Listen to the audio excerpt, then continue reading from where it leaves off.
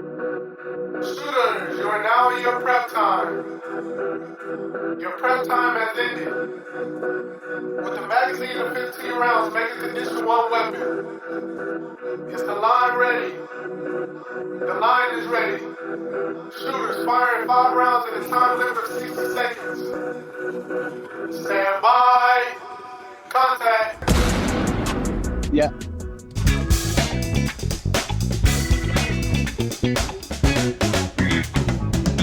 Good morning, good afternoon, good evening, ladies and gentlemen. This is Pit Talk, pulling pits and opinions with your host, Gunny G, where service members help service members, period. Follow, like, subscribe everywhere you get your podcast and on all social media platforms.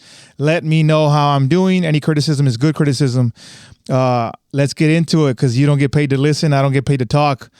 We got a special guest hailing in from Hawaii,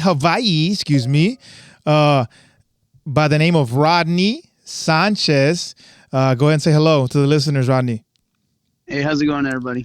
Hey, man, I thank you for your time. Thank you for coming on a short notice, but I had to get you on and talk about, the session's called 30 Days Fresh Out, no pun intended.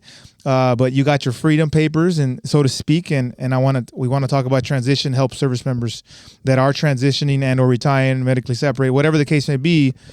Take your experience, take your story, and assist them in the process. But thank you for your time. I appreciate it, man. Yeah, no problem, brother. We'll get right into it, dog.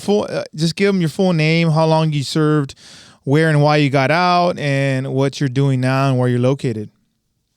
Okay, my name's Rodney Sanchez. I got out just recently.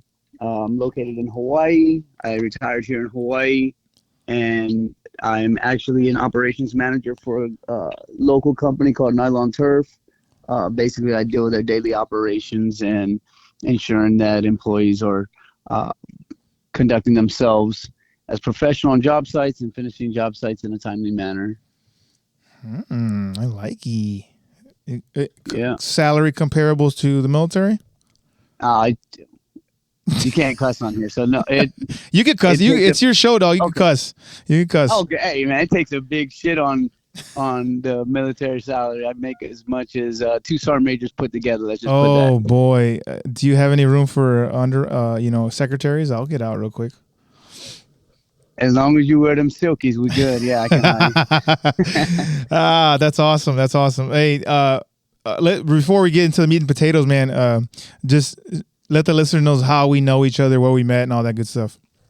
Okay, yeah. Hey, so me and Israel met on the basketball court here at K-Bay. I was putting him through the works, through the ringers, and he just like to foul me and my other boy, Gunny Capo. Us Gunnies was out there running them up. But yeah, that's how we met. I'd seen you wearing a 3rd Battalion drill instructor shirt one time in the gym, and I was like, hey, I was a 3rd Battalion drill instructor one time back in the day. So, and then we became friends, man. At first it was kind of like we kind of, wanted to gauge each other. And then after that, we just, had a great friendship and started a great friendship and brotherhood, man. And that's one of the things that, I appreciate when on the court and how I met you. Absolutely, man. Yeah. Ladies and gentlemen, I think his memory is a little skewed because he's a little older than me. He's probably like 20 years older than me. So his memory loss happens when you get older, but I don't know if you guys are getting the dubs. I'm pretty sure I talk a lot of trash and I got a lot of the dubs. But you can ask the gents on the line that, and we'll see who confirmed or deny who won the most. But it did start off rough, though. It did start off rough. I'll tell you that. We were gauging ourselves, absolutely. And then I was talking to, actually, you bring up Zoe. I talked to Kappa the other day. I told him, I was like, dog, you need to come on. And he goes, man, I don't like people that much. So I ain't even trying to come on. Yeah. I was like, yeah, that's Lorenzo for you, man. Cable, he don't do that. He just likes to stay in his own little area. He retired up in North Carolina, so he's at his house chilling. Absolutely, just like you, man. Hey, man, congratulations! Thank you for your service. It is Memorial Day weekend, man. I hope you're enjoying your time off and enjoying your service and your family because you deserve it, right? Yeah. Let's get right into the meat and potatoes, man. 30 days fresh out, dog. Like, the biggest con that you faced transitioning the service, what was it? So, the thing in the Marine Corps, what's embedded into us is, just trying to get the job done, right? and my biggest thing is once I started this job, I just wanted to get the job done. I wasn't really looking at, how I should, how I should be ensuring that my employees are providing quality work. And at the same time, it was just me saying, you know what, since you can't do it right, I'll just do it. So that was one of my biggest things, is just not holding my employees accountable, because it's totally different from military life versus civilian life. Civilian would be like, pound sand, bro. That's not in my the description or my description. Wow. Military is like, hey, fucking go sweep the deck, and you're like, okay, yeah, I'll go sweep the deck. It's just what is embedded in us. So my biggest thing was just having to pull back and say, hey, I'm not going to do this because I'm not getting paid for this. So what I did was, I talked to my boss, and I brought so many traits to the table that he was, paying me a certain amount of money. And my wife was the one that told me, like, hey man, in civilian world, bro, like you don't just do free work. You know what I'm saying? You get paid for what your worth is. So you need to ask for a raise because you're doing like 7 people's jobs and it's one person doing it. And that was a hard pill to swallow, because I was like, no, I think I'm getting paid good enough. And in actuality, I sat down and calculated, and it didn't even add up. So, that was one of the biggest issues that I had, was just doing stuff to get it done rather than doing it because I'm getting paid for it. You know what I'm saying? Like, I mean, and people might think like, oh, that's kind of selfish. Well, no, in actuality, it's not, man. Like, you get paid your worth. You know what I'm saying? If I bring, XYZ to the table, I need to get paid XYZ, not just X. Yeah. So that was the biggest one, man. And then just dealing with civilians, telling you like, man, I ain't doing that, and just walking away. And it's like, okay, well, I'm not gonna sit. You can't sit there and say, lock your body, get the pray rest. You know what I'm saying? Like, I was just like, the first time dude walked away from me, I'm like, all right, cool, bro. Like, that's what you want to do. That's what you want to do. Like, you're fired, because I do the hiring and firing. So it kind of sucked, because it'd be like, hey man, I'm gonna have to let you go. Sorry. And that was one of my biggest, that what I don't like doing. But in actuality, it has to be done. If you have an employee that's not willing to work and not willing to be a team player. So those are just like the cons that I had, transitioning out. That's crazy, because we as service members kind of, and across the board, right? Some of us do it more extremely than others, but adapt and overcome and take initiative of the situation, and kind of that small unit leader. It's ingrained in us. I agree, and that would suck at first be like, nah, I ain't doing that. But yeah, what? Like, you don't tell me no, I'm your boss. That's weird, right?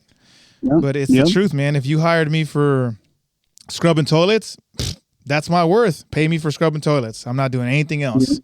That's wild to think that, that's a civilian problem, not a service member problem, right? But again, that could be a service member problem too, how we're kind of just, dummied around for not our worth. You know what I'm saying? Yep. That's a different conversation for a different day, though.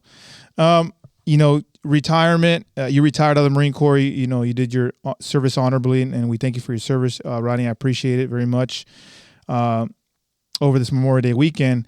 And I got to ask, we miss a lot of time. We go on a lot of deployments. We go a lot of TDY opportunities. We do a lot of things in the Marine Corps that, take us somewhere else rather than home.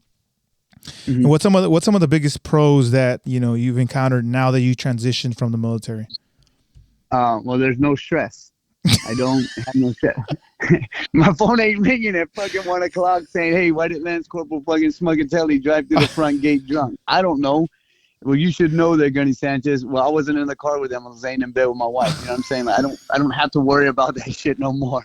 Like, or, hey, Gunny, why is this person like this in a formation? I don't know. He's a grown-ass man. Like, those are the things that, I don't miss. That's one of that's what I talk about all the time, is like, like, I don't miss getting in trouble for, junior Marines doing stuff after, countless times we treat them like adults and whatnot. But yeah, I mean, that's the biggest con that I had, or excuse me, the pro that I had was just, enjoying my time out there, out here, knowing that I'm not deploying. But at the same time, work is work, man. I mean, we take advantage of it in the military. We sit here and say, oh, I'm doing this many hours, but civilian life, man, it's cutthroat. If you don't go to work, you don't get paid, man. Mm. And I think that's one of the biggest things too, is that what people don't understand when they get out is like, hey, man, we was getting 96s after the, November is the month of the 96s, right? Mm. So civilian lifestyle, they don't look at those certain dates and say, hey, you get a 3-day weekend, this, that, and the other. So that's one of the things I miss. But my pros is, just no stress at all, man. Not getting in trouble for other people's doings and whatnot, and just moving forward. I mean, that's basically it for me, man. On that portion, that's what about your family? I mean, we take I don't know how long you've been married. I don't know that trait or attribute from you or characteristic there, but I would say that family, we bring them around so often, every 3 years they kind of move. And what's the biggest pro that your family's experienced now that you've been out? Well, we haven't moved for a while, so the kids was able to graduate with all their friends in high school, and we had our house before I retired, so it was an easy, smooth transition. My family, my first year in working, man, I was putting in a lot of hours, and then just recently I let my boss know, like, hey, man, I'm not gonna be working this many hours, because there's more hours than what I've recently been working. So now we just focus more on with family time and just ensuring that the kids is ready for adulthood, right?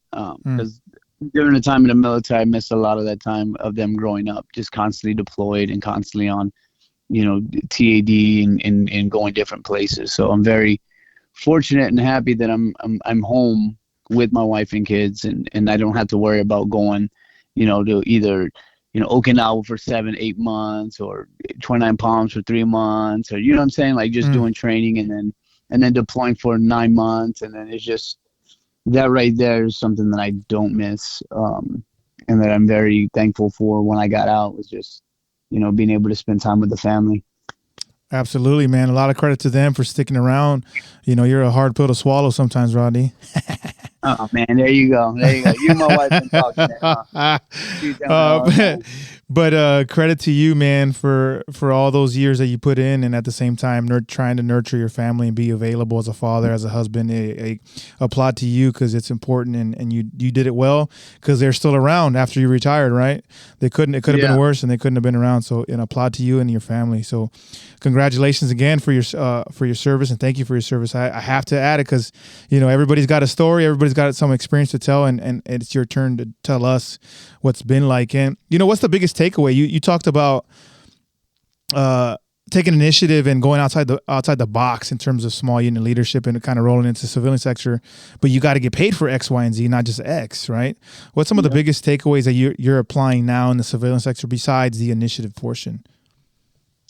I think it's just the can-do attitude, man. Like, at the end of the day, I'm just, we can do it, knowing it, learning it, teaching my guys. So when I got to this company, they were depending on one guy. And then when I took over, I basically, utilized that small unit leadership and expanded these guys' traits that they do, like, hey, you got to be more vocal. You got to learn how to talk like this when you talk to customers, just teaching them little things that they can put in their toolbox to better themselves. And over the past year, we've seen that, to where a lot of these guys are actually, they're working harder, they're working smarter, and they're not just depending on one person now. They were taught a certain way. I taught them a certain way, and then they ran with it, and now we're moving pretty good. So I would say, that small unit leadership, and then delegating and influencing those below you is a big thing you need to do, especially when you're holding a management position, to one, make your company better, as well as getting your employees paid more. So that's what I feel that from the military, that's what I brought to the table, to the civilian side. Oh man, sounds like I need to hire you for whatever I got going on, but I don't have anything going on. So I can't pay you enough. It's all volunteer based, you know what I'm saying? Giving back to your community now at this point. Yeah. But you know, that's a big deal, ladies and gentlemen. If you're listening, you know, taking those traits, those principles, these intangibles, the tangible things that you learn in the military, everything carries over. You just got to figure out how, and you can't be abrasive about it. Assertive. I mean, you could be assertive, but it might not go well for you, right? It looks like Rodney's situation was, you know, they don't get paid for X, Y, and Z. They just get paid for X. So I gotta kind of keep them in their lane, and that's pretty good gouge, man. Even for us now, but it doesn't work. For those in uniform, I'll tell you what, you don't miss the stress, but what do you miss from from wearing the uniform? I'll be honest with you, man. I don't miss anything. Like, well, you know what? Thanks for your friendship and your relationship too, there, dog. You freaking jerk. No, I think, but friends wise, I miss my friends. Yeah, of course, the people that I consider friends. You know, in the military, I really didn't. I think my friends, I kind of kept my friend zones or brotherhood zones, you want to call it. I just kept it to a minimum. I was kind of like a person that was just, I did my own thing, and I was just focused on transitioning out. But I don't miss the bullshit. I don't miss the hypocrisy. I don't miss, people being treated certain ways while others are getting treated differently. I don't miss any of that. Was it a great run? Yeah, it was a great run. But I'll be honest with you, when there's no more love there, it's time to go. It was time for me to go. It didn't meet my what I wanted to accomplish in 20 years, and I wasn't going to stay past that. So they got me for 20 years, 11 days, right? But at the end of the day, it's I've missed my friends. To be honest with you, that's about it. The camaraderie, man, the brotherhood. Yeah, that's one thing I don't look forward to, man. All the people that I've met along the way, yourself, Cap, I mean, everybody from Hawaii, whatever duty station you got going on, that's something that you can't get once you homestead, quote unquote, right? Once you just stay somewhere. So yeah, hey dog. But either way, man, you made it, you did it, you got your freedom papers, man. We're all happy for you. I remember you dropping the Appendix J. I remember all those small little moments that maybe we overlook, but I remember you sharing those important times with us, and thanks for the invite and thinking about us while you were transitioning, man. So obviously you don't miss much, but besides the brotherhood and the camaraderie, man, I tell you what, service members are going to transition all the time, right? Good, bad, the ugly, 30, 60, 90, 120, whatever the case may be, 6 months prior, earlier than their EAS, whatever the case may be. What's one thing that you could have done differently in terms of transitioning from uniform to the civilian sector, a better way that they could probably listen to and be like, oh, okay, that makes sense? I think so. My transitioning from the military to the civilian sector was pretty smooth. I sat down and I planned it all out. I think what people don't understand in the Marine Corps is you put all this time and effort in all these other people that you totally forget about yourself, right? And we see it all the time, whether it's junior Marines or, gunnies and staff sergeants and sergeants, whatnot.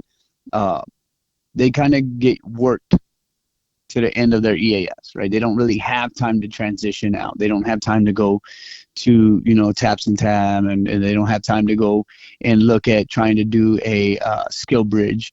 So for me, what I did is I already had it planned out, 3 years out. I was like, I'm retiring. Once the time hits, I'm ready to go. So I researched Skill Bridge, and Skill Bridge is a great program the Marine Corps offers. It's not guaranteed, but don't ever let people tell you can't apply for it. It's there for a reason, right? So I would say applying for the Skill Bridge is a benefit for those that are looking to transition and out, within the 6-month period. Another thing is I think what I did was, knowing that I was getting out and knowing that I wasn't reaching where I needed to, where I wanted to be at, I started college, right? I invested in myself, right? So I invested in myself, and I was able to get my college educations, a master's and a bachelor's degree. And that helped me as well when it came to transitioning to applying for jobs, right? applying for jobs, I would say don't write your job, your resume as a fit rep, right? These employers are going to look at it and they're going to be like, what the hell is this? Like this is just billets that you've done. So you got to actually invest in time in writing a resume, getting out. And that kind of took me a couple tries to get it right, but it was because I was applying for different jobs. So knowing how to write a resume, right? That's one of the big factors because that's gonna show your the management like, hey, this is what you bring to the table. And many times when I was applying, I had the management say, "Is this correct? Like, is this typo?" And I'm like, "What are you talking about?" And they're like, "Well, you got all these certifications, you got this, that, and the other." I was like, "Yes, this is correct. I can bring all my certifications. I can show you my certs. I can, I've invested in myself. This is why I am where I'm at." And clearly, it helped me in the long run, right? It was just more of just trying to find that job that was going to pay me my worth. So that's the transition portion when it comes to, looking for the job. We'll go into filing your disability claim, right? A lot of Marines wait till the last minute or they wait till the day after they get out. Don't do that. They got benefits before disability. You can apply for that. You can put that in the VA on the site, and you can already start doing your disability claim. And you can submit it, right? So once it gets submitted, you got to do it within the 6 months to 30 days. If it's shorter than 30 days out, it's not gonna work. You're just gonna be basically get processed out, or you'll get your DD-214 out of the military, and then your application gets put on the bottom of the stack, and now you're just a veteran trying to get your disability. Versus if you put it in earlier, once your EAS date happens, then within like 3 weeks they'll have your disability rating, and then within like 2 months later you get your first disability check. So that's one of the things I would encourage these young Marines or senior leadership is that disability claim is a major part of you transitioning out. Many people will sit there and say, well, no, I'm good. No, man, like it's like I wake up in the morning with a damn sprained wrist, and all I did was lay on my damn bed. You know what I'm saying? Like, it's like I'm telling you, man, it's different. But that's the things that you got to look forward to. One, when getting out, your body's going to be changing, and two, just your disability, man. Like I can't push that the most is just ensuring that your disability is ready to go. But preparation, man, like. I don't know. I mean, 30 days out is kind of a little too late. 60 days, you're somewhat there. Start applying for jobs. Apply for jobs way out in advance. Don't wait till the 90 day or the 60 day or 30 days. Apply earlier. Just so that you can get your feet wet. Getting told no, right? Like, hey, you know what? Unfortunately, we went with a different candidate at this time. And then now you get to now it kind of humbles you. It's like, well, I guess I'm not hot shit. Let me go apply for this. What am I doing wrong? And then also getting them reps in and sit in front of hiring managers and HR, just speaking with them, and that I think that'll prepare the individual for transitioning out or being able to know how to apply for a job. So. Yeah. That's good. That's good, gouge. If you're listening, ladies and gentlemen, don't procrastinate. Give yourself enough time. I mean, time is precious as it is already. Why not invest in yourself just like Rodney and invest in your transition? Military service is going to end eventually. For some of us at 4, some of us at 3, some of us at 5, whatever the case may be, some of us at 20, 30, whatever the case may be, it's going to end eventually. Why not invest in yourself with ample amount of time to transition? And I think that Rodney's a good example of that. And I appreciate, and we do again, I can't say it enough for all the service members that come on and talk about their experience and situations and to educate others and help other service members. And that's what you're doing now. And I appreciate your time, Rodney. So thank you very much for that. And we talk about a lot of trying to prevent the suicide in the military and why there's always 22, why the number is 22. And a lot of the time when we look, we talk about trying to prevent or trying to deter and trying to help those around us. But sometimes it happens after the service, and the majority of the time it does. There's a rare occasion where it does happen while you're in active duty, and the service member, does certain things because they're in a lot of pain and they see no way out. What is something that your service can bring to the table, Rodney, in terms of mental adversity and then being resilient in those times when it comes to helping your brother and your sister? Because if you're your brother's keeper, how do we do that? I think, when it comes to suicide, that's like a real big, strong topic for me, right? I think for just any military service member in general, you got to remain positive, man.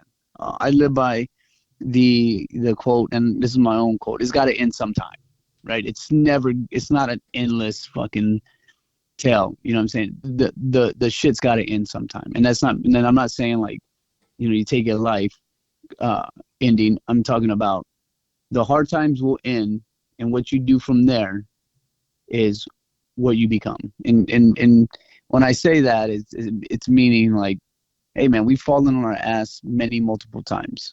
Dust yourself off, stand back up, dust yourself off, and keep moving. Be positive. Don't let them demons take over. And if you have any issues mentally, see a mental health specialist, right? Because what people don't understand is that PTSD, you don't have to get it from war. Anxiety, you don't get it from war. These are daily things that we face in the military.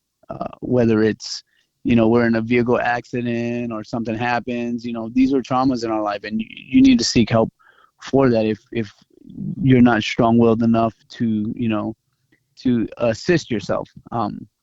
So at the end of the day, I would say this: it's gonna end. It's got to end sometime. Just keep your head up, keep pushing forward, and if it comes to where you can't, then start seeing a specialist to assist you. I'll be honest with you, I've never fell in that situation. I think the one time I really thought about that one time was that when I went to go see the doctor and they gave me these meds, and the meds made me think like that, and I've never thought like that before, and I said no to no more meds. So that could be another thing as well. I'm more of just a person where I just, I talk to my wife about what goes on in life. You know what I'm saying? Like, you just got to have somebody to talk to. And I think us military members, we feel that we are, we're hard-headed. We're hard-headed, and we don't want to bring that up to nobody until it's too late, right? Until that person decides to do something to themselves that can, permanently damage themselves or their family. And just stay active, man. Like, I stay active daily. I don't stop. Like, I keep moving. And in doing so, I think that right there keeps your mind off of just going into a depression and having these different thoughts. So stay active, seek assistance if needed, and know that, you're loved regardless of the situation that you're in. Man, that's deep, man. I'll tell you what, I'll be the first one to tell you. I'm prideful. I'll tell you what, I'm prideful, and a lot of times in some stressful situations, and you could attest, man. You've been in the SUC, special duty assignments, whether you're recruiting or drill instructor duty, man. You have your moments, especially when they purposely break you down, right, and purposely try to break you. Those are some moments where you think back and like, damn, like, whoa, right, and it was on purpose. It was peer to peer, purposeful training, right. And I would say that, because I'm prideful, I don't ask, or because I'm prideful, I don't talk to my wife, or, make myself available to her because, whatever reason. So I appreciate that feedback, man. I appreciate that transparency and the honesty. If you're listening, look, don't procrastinate with your transition. Don't procrastinate with, self-worth, and don't procrastinate with putting time, giving yourself time to transition, giving yourself some time to decompress from service. It doesn't start a year out. I think that we both can agree, Rodney, that it starts probably as soon as you step on the yellow footprints for us, Marine Corps, right? Yep. It's going to end. Just like you said, it's going to end eventually. So why not prepare yourself for the end and transition and make yourself a better product to this world, even though, that's kind of intangible thing that we already do as service members. Hey, Rodney, I appreciate your time. Thank you for answering my questions, coming on 30 Days Fresh Out, ladies and gentlemen, with the Freedom Papers. Got a free man on the line. Rodney, if it brought some inspiration, motivation, and some teaching to somebody, where can they reach you at? Social media handles, if you don't have any, an email, where can they, seek some more guidance from Rodney if they want it? Let's see. You can email me at Rodney Sanchez 2023@gmail.com. My Facebook is Rodney Cheese Sanchez. So Rodney Cheez and then Sanchez. You can DM me in there, and I can give you some more advice if need be.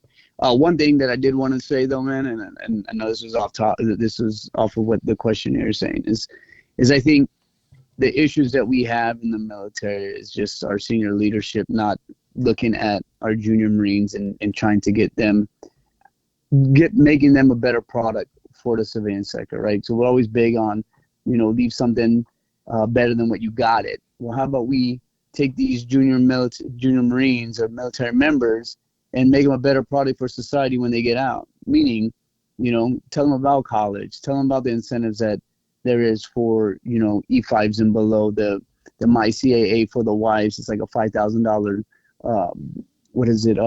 not a voucher, but a check that they can go and get a certificate or certification with, or utilizing your TA, use your TA. It's there for reasons, $4,500 a year.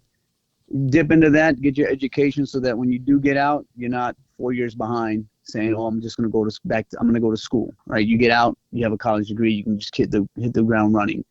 But yeah, man, that's one of the main things that I think us as senior enlisted need to do for our junior Marines is just, invest in them, as if we invested in ourselves, and give them ample amount of time to transition out. And if you're a senior enlisted leader, know this, man, like if you're working these Marines all the way down to the last day before they get out, you're wrong.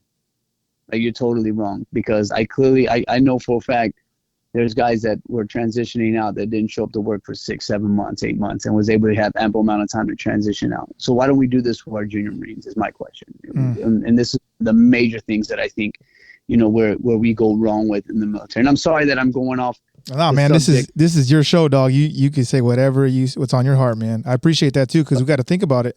We work them down to the bone. Absolutely. Keep going. Yeah. So at the end of the day, man, like, I see it like this. My leadership style was totally different. People ask like, oh, well, why are you all happy? Well, because I don't have no stress. And this is the reason why. It's because I teach, guide, and mentor my junior Marines. Meaning I teach them my job as well as their job to make them better, because they're the future of the Marine Corps, right? I'm just a number. I was getting out. So I ensured that all my staff in my shop knew exactly everybody's job so that they could be more proficient, right? And this is corporals and below. I maybe had like 2 sergeants. And in doing that just shows that, hey, that they know what is going on, right? And they're going to work for you, and they're going to want to, they want to gain that knowledge from you. And you as a leader need to teach them, hey, this is the next step. Okay, college. Let's get college done. I'm a big believer in college, right? Hey, what are you doing now? Well, I'm just going to go to the barracks, Gunny, and just relax. No, hey, how about you take a college class? You know what I'm saying? Do the English 101, get your foot in the door so that you can better yourself, invest in yourself. And I think as senior leaders, we don't do that, which we should. We need to push that more for our junior Marines to better themselves, not just ourselves, but them as well. And then just, you don't got to be a dick, man. Like, treat them like adults that they are. You treat them like an adult, like they are. That's all they want to be treated as an adult. You treat them like that, man, they're going to want to do everything and anything for you to make sure that they're not failing in anything. And that's something that you want. You want a military member that's taking your place, right? They're the future. So at the end of the day, you just got to I think leaders need to ensure that they invest into their own military members and guide them, and don't be a hypocrite, and just show them the way, show them the things that you messed up on so that they can better themselves, right? And they're going to love you for that for the rest of the time. I still got junior Marines hitting me up now, like, hey, Connie, can you help me with a reference? Can you do this? Can you help me? And I'm all about it, man. Like I help all these people out, these Marines out, and it doesn't stop once you get out, because they're going to constantly reach out to you, because you were, you were one of the stepping stones in their life. You're one of the focal moments in their life to where they felt like, okay, hey, you know what? This is a great leader. But yeah, man, at the end of the day, that's the way that I feel. That's what I think we need to start looking at for these military members, is just having that care for them, right? And not just being a number. Hey, I tell you what, we do. Yeah, I agree with you, man. We run them down to the bone, and once you become a staff NCO in any service, and I think it's service across the board. Some of us do better than others in the branches, but I think overall, generally speaking, I think we need to invest in our young adults, because that's who makes up the majority of the workforce and the service. We got to invest in them. And it takes time, and that's inconvenient, because your time is precious. Your time you want to spend with your family, your time with this, with time with that, and there's not enough time to go around. However, the time you do have with those service members, young service members, impressionable service members, I think that we got to invest some time into, show them, set the example. What's that quote? And by example, I will inspire them to hire as hand as possible. Where's that from? I don't know, from a book. Oh, that's from the. There it is. Oh, you're still thoroughly indoctrinated. I like that, Devil Dog. I like it. But again, hey, thank you. Thank you for your service. Happy Memorial Day weekend. And if you ever need anything, Rodney, just know you sound like you're in a good headspace. You sound healthy. You look healthy. No pun intended. But if you ever need anything, give me a call. Ladies and gentlemen, this is Pit Talk, pulling pits and opinions with your host, Gunny G, where service members help service members, period. Follow, like, subscribe everywhere you get your podcast, and on all social media platforms. Let me know how I'm doing. Any criticism is good criticism. Ladies and gentlemen, we out. Featuring active service members who discuss their thoughts and opinions on various issues surrounding military life, current events, and history. The statements heard here are the opinions of its members and guests. These do not necessarily reflect the views of Department of Defense and are not endorsed or sponsored in any way. Listener, viewer discretion advised.